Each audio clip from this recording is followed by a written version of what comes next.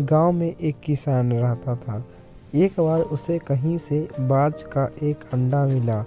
उसने वह अंडा मुर्गा के अंडे के साथ रख दिया।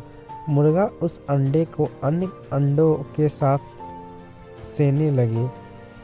कुछ दिनों में मुर्गे के अंडे से चूजे निकल आए और बाज के अंडे में से बाज का बच्चा चूजों के साथ पलने लगे। वह चूजों के साथ खाता पीता खेलता इधर उधर फुदकता और होने लगा। चूजों के साथ रहते हुए उसे कोई एहसास ही नहीं हुआ कि वह चूजा नहीं बल्कि बाज है।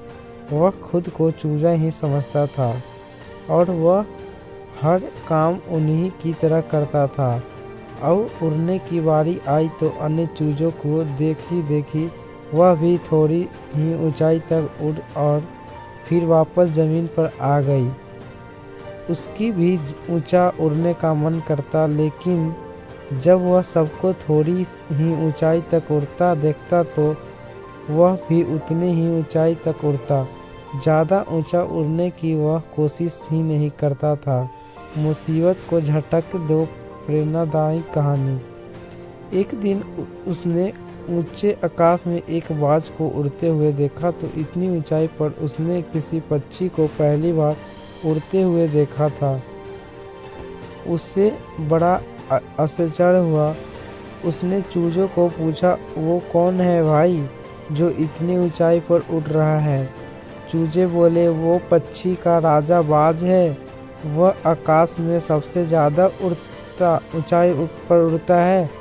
कोई दूसरा पक्षी उसकी बराबरी नहीं कर सकता।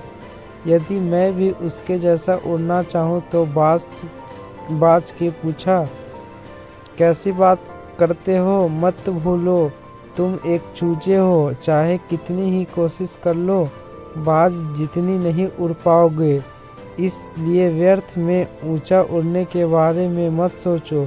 जितना उड़ सकते हो उतना में ही खुश रहो। चूजे बोला। बाज ने यह बात मान ली और कभी ऊंचा उड़ने की कोशिश ही नहीं की।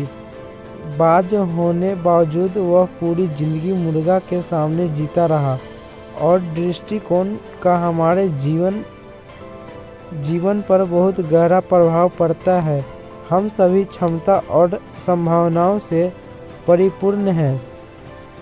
चाहे हम कैसी भी परिस्थितियों में क्यों न हो, हमें आवश्यकता है अपनी क्षमता पहचानने की और अपनी सोच तथा दृष्टिकोण को व्यापक बनाने की। हम स्वयं को चूजा समझेंगे तो चूजे ही बनेंगे और बाज समझेंगे तो बाज बनेंगे। खुद को हम कम न समझें, अपनी क्षमता को सीमित न करें, बाज बने। और जीवन में ऊंची उड़ान भरे एक किसान को जंगल में बाज का अंडा मिला। उसने वह उठाकर मुर्गे के अंडे में रख दिया।